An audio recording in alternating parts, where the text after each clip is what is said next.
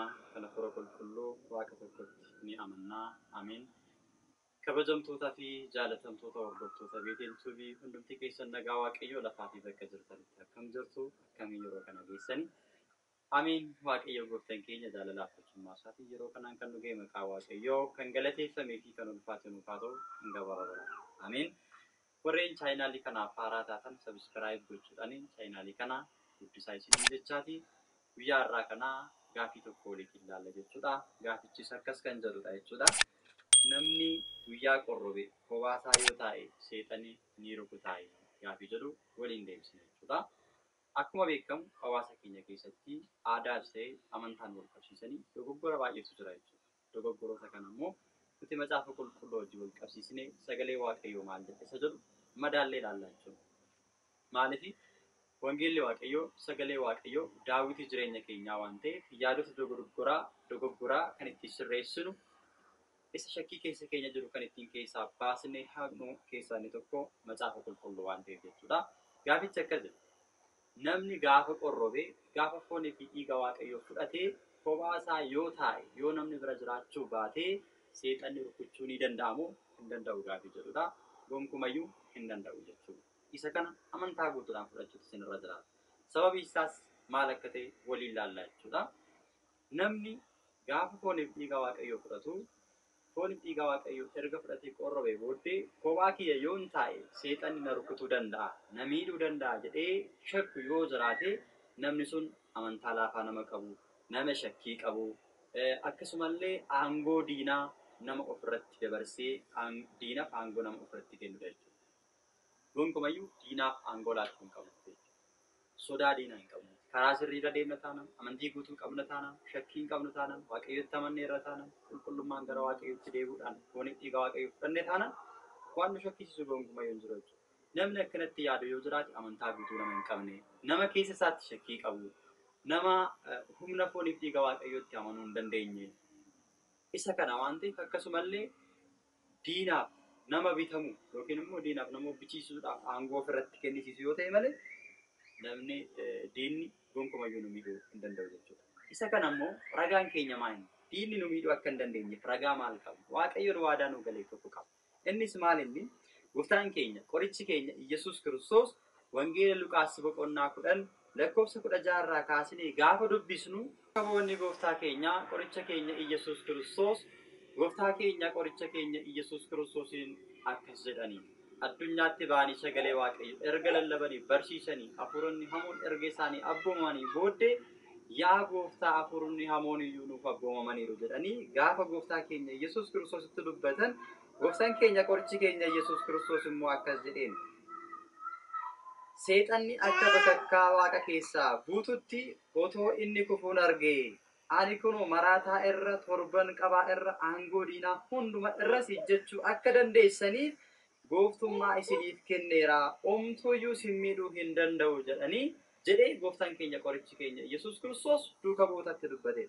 Haa ta'u malee hafuuronni hamoon isiniif abboomamuu isaaniitiin hin gammadinaa.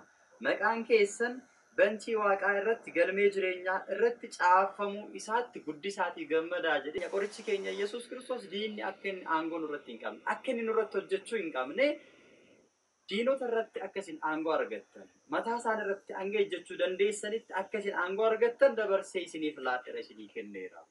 Isin diinonni isiniif abboomamu, hafuuronni isiniif abboomamu keessanitti hin gammadinaa. Garuu maqaan keessan galmee jireenya irratti galmaa'u. Mootummaa Waaqayyootti galuudhaaf kaadhimamtoota ta'uu keessanitti gammadaa jedhee gooftaan keenya qorichi keenya Iyyasuus Kiristoos dubbii sagalee gammachiisaa kana duuka buuta isaatti dubbate. Haa ta'uutii eegaatii abdii kana erga qabaanne namoonni gaafa qurbaana fudhatan gaafa qorroban kophaati yoo ta'an seexanni rukutaa yoo jenne rukuchuu hin danda'u aangoo nurratti qabu waan ta'eef maaliidhaaf kophaa akka hin taane barbaadame isa jedhu gaafa laallu immoo kophaa akka hin taane kan barbaadameef sababiin isaa inni guddaan akka seeraa fi sirna mana amantaa keenyatti namni tokko gaafa foonii fi dhiiga Kiristoosiin fudhatu misirroo Kiristoos mushurraa Kiristoos jedhamee waama. Kiristoos wajjiniin tokko ta'eera. Gooftaan keenya qorichi keenya Yesuus Kiristoos wangeela Yohaannis boqonnaa 6 lakkoofsa 54 irratti foon koo kan nyaate dhiiga koo kan dhuge ana keessa jira anis isa keessa jiraadha jireenya bara baraa argata jedhee sagalee gammachuu kana dubbatee jira. Kanaafuu guyyaa sanitti namni sun misirroodha gammadaa oola guyyaa gammachuu isaati guyyaa itti fooniif dhiiga waaqayyoo fudhatedha. Guyyaa itti Kiristoosin fudhatedha. Guyyaa itti Kiristoos wajjin tokko ta'edha. Guyyaa itti eebbifamedha waan ta'eef namni sun guyyaan sun guyyaa gammachuu isaati jechuudha. Guyyaa gammachuu isaati jechuudha. Namni fooniif dhiiga gooftaa fudhate sun guyyaa isaa guyyaa hojjechuu waan hin dandeenye. Inni tokkoffaan guyyaa sana hojjechuu waan hin dandeenye. Hojjechuu hin qabu namni sun. Kophaa akka hin taane sababiin barbaadameef guyyaa sana hojjechuu hin qabu, dafquu hin qabu. Qaama isaa bishaan tokko hin qabu, uffata kaawwate sana baafachuun irra hin jiraatu, of eeggannoo guddaadhaan jiraachuu qaba. Hancufallee tufuun irra hin jiraatu, qaamni isaa dhiiguu hin qabu, qaama isaa keessaatti dafqi adda addaa ba'uu irra hin jiraatu. Kanaaf maal barbaachisa? Nama isa gargaaru isa barbaachisa. Meeshaa tokko fudhachuudhaaf ka'ee dadhabuun irra hin jiraatu. Guyyaa sana namni isaaf meeshaa sana kennu jiraachuu qaba. Nyaata namni isaaf kennu jiraachuu qaba. Waan isa barbaachisu kamiifiyyuu guyyaa sanatti maal isa barbaachisa? Gargaaraa isa barbaachisa. Qaama isaa sana akka isa gargaaruufi malee akka hafuura hamaarraa dhowwu. Namni isa bira taa'eedhaaf hafuura hamaan seexanni isa rukuchuun dhiisu jechuudha. Rukutuus hin danda'us gonkumaan gosa irratti hin qabu. Kanaafiyyu Waaqayyoon dursayyuu tiksee keenya akka ta'e amanuun nurra jiraata. Maal jedhe abbaan keenya qulqulluun Daawit Faarusaa 23 lakkoofsa tokko gaafa dubbisnu Waaqayyo tiksee kooti inni marga lalisaa keessa na boqochiisa jiraachisa. Maqaa isaatiif jedhees daandii qajeelaa irra na gaggeessa. Bowwaa keessa iyyuu hin jiraadhe ani homaa hin sodaadhu jedheera. Kanaaf sodaa tokkollee hin qabu. Akkuma dubbate Daawit waan nu sodaachisu hin qabu jechuudha. Waaqayyoon erga amannee, Waaqayyoon erga qabannee wanti nu sodaachisu hin jiru jechuudha. Warra Waaqayyoon sodaatan, naannoo warra Waaqayyoon sodaatanii ergamoonni Waaqayyoon ni buufatu. Hamaarraas isaan oolchu jedhee Faaruu 34 lakkoofsa 7 irratti akka dubbate Waaqayyo tiksee gaarii akka nu ta'an ergamoota isaa qulqulloota isaa dursee nuuf kenneera. Diinni akka nu miidhuu hin dandeenye, diinni akka aangoo nurratti argachuu hin dandeenye Waaqayyoon dursee ergamoota isaa nuuf qopheessa. Ergamoonni Waaqayyoo naannoo warra Waaqayyoon sodaatanii, naannoo warra Waaqayyoon kabajanii, naannoo warra Waaqayyoon jaallatanii ni buufatu. Rafa rakkina isaanii keessa isaan oolchuu danda'u. Akkuma jedhee warra Waaqayyoon jaallatan keessaa, warra Waaqayyoon kabajan keessaa isaan tokkummaa warra fooniif dhiiga isaa fudhatan waan ta'eef iyyuu diinni nama miidhuu hin danda'u jechuudha. Isa kana qofa miti. Faaruu Daawit 90 cuftuu keessatti 91 lakkoofsa 11 irratti macaafa qulqulluu irratti kan barreeffamee jiru ni jira. Innis maalinni miilli kee akka dhagaatti hin buuneef ergamoonni Waaqayyoo harka isaan irratti si baatu. Ati leenca maraataarras, jawwicharras, bofacharras ni ejjetta. Garuu homaa si gochuu hin danda'an. Ergamoonni Waaqayyoo harka isaan irratti si baatu, barruu isaan irratti si baatu jedhee gooftaan keenya waadaa nuu galee jira. Kana qofaa miti.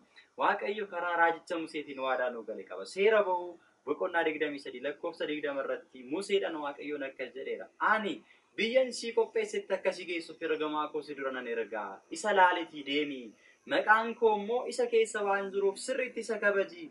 Waan inni siin jedhu hundumaa yoo dhageesse, waan inni sitti dubbatu hundumaa yoo raawwatte warra siin mormaniin nan mormaa. Warra diinota keetti diina nan ta'a. Hamaan si tuquu hin danda'u jedhee Waaqayyo Museetti dubbatee jira. Kanaafuu Waaqayyotti erga amanne, Waaqayyotti erga abdanne, fooniif dhiiga isaa erga fudhannee Kiristoos wajjin tokko taane hamaan nu tuquu hin danda'u. Ergamoota isaa nuuf ergee hamaarraa nu eeguu waan danda'uuf jechuudha. Kanaaf gaafa rakkoon dhufu ergamoonni Waaqayyo nu gargaaruudhaaf ni dhufu. Mul'ata Yohaannis boqonnaa 12 lakkoofsa 7 irra gaafa laallu Mikaa'elinna zandoo tawaaguu ila. Mikaa'elii fi ergamaan Waaqayyo qulqulluun Mikaa'elli wal lolanii erga jedheen booddee kan isaan irratti wal lolanis maal akka ta'e lafa kaa'etu jira jechuudha. Mikaa'elli fi ergamaan Waaqayyo wal lolanii jira. Gaafa inni aangoo Waaqayyo fudhachuu barbaadu, gaafa inni seeraan ala kan Waaqayyo isaatiin kennine irratti aangoo argachuu barbaadu, Mikaa'elli maal godhe? Daabiloosiin ni lole, diinichaan lole, gara biyya lafaattis gad darbateera. Kanaaf inni immoo hojiin isaa maal ta'e? Hadheessuu ta'e jechuudha. Mul'ata Yohaannis boqonnaa 12 lakkoofsa 10 irratti ani immoo Waaqa keessaa sagalee guddaa tokko nan dhaga'e. Innis amma fayyinni aangoo mootummaan kan Waaqayyo keenya. Aboonis kan Waaqayyo ta'eera.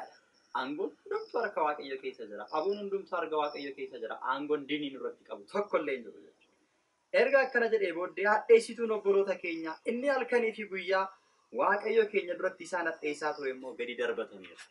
Gad darbatameera. Inni halkanii fi guyyaa isaan hadheessaa ture. Hadheessituun obboloota keenyaa diinni sun Daabiloos sun inni aangoo Waaqayyo fudhachuudhaaf samii irratti ani Waaqa keessanii naaf sagadaa jedhee dubbachaa ture sun amma gadi darbatameera.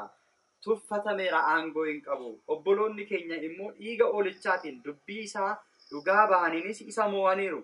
Isaan duratti waan isaan geessu yoo ta'e iyyuu lubbuu isaanii hin mararsiifanne. Egaa yaa bantiiwwan Waaqaa warri isaan keessa jirtanis gammada yaa lafa yaa galaana seexanni gara keessanitti waan gadi darbatameef immoo isiniif wayyo inni yeroo gabaabduu duwwaa waan qabuuf guddaa aareera jedhee mul'ata Yohaannis irratti dubbate.